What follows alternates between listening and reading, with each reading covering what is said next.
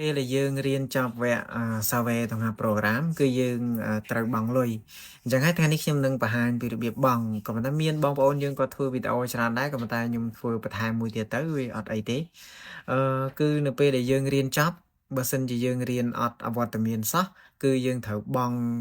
តែ50%ទេក៏ប៉ុន្តែបើសិនជាយើងមានអវត្តមានដែរអញ្ចឹងគឺយើងត្រូវបង់វាពេញ100%អញ្ចឹងហើយគឺយើងអាចធ្វើការបង់បានដោយខ្លួនឯង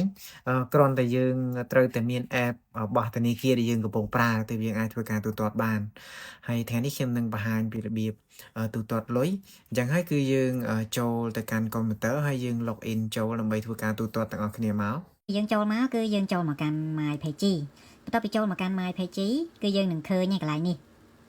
គឺវាដាក់ថា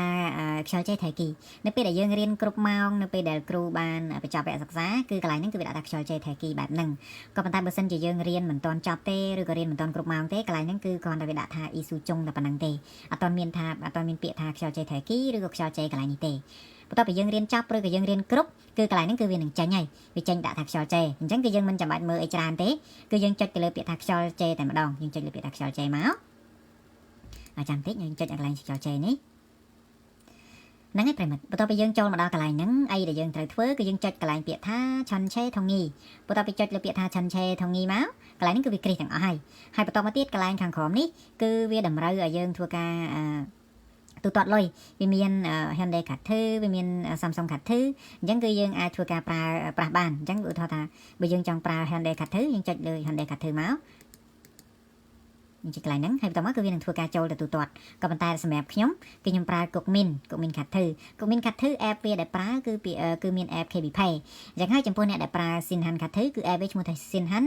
Sul Pay ហើយចំពោះនឹង Lotte Card ធឺពួកយើងអត់សូវមានទេហ្នឹងហើយចំពោះ Hana Pay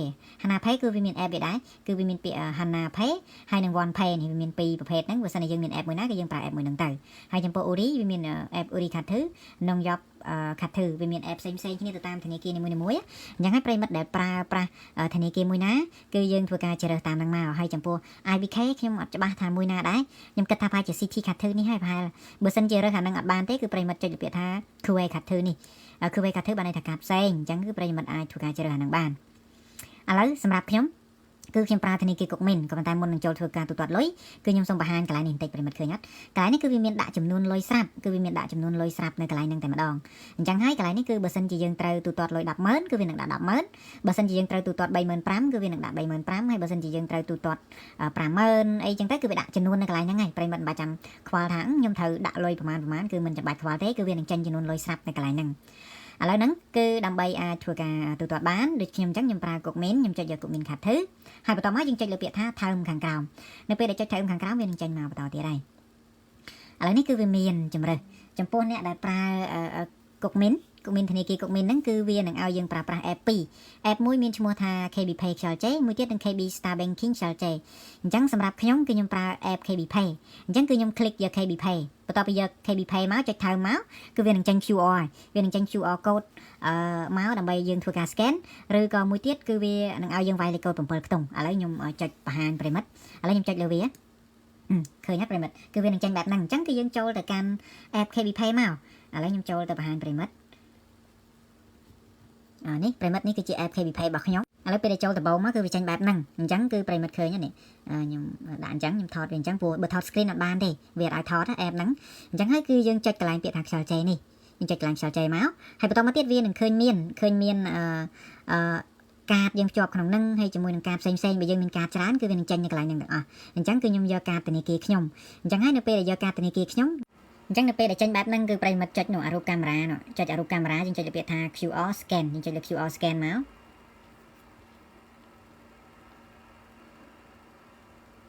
នេះប្រិមិត្តឃើញទេនេះគឺអញ្ចឹងគឺវានឹង scan ចេញ70000អញ្ចឹងហើយយើងចុចលើពាក្យថាខ្យល់ចេហាគីឥឡូវខ្ញុំចុចខ្យល់ចេហាគីខាងក្រោម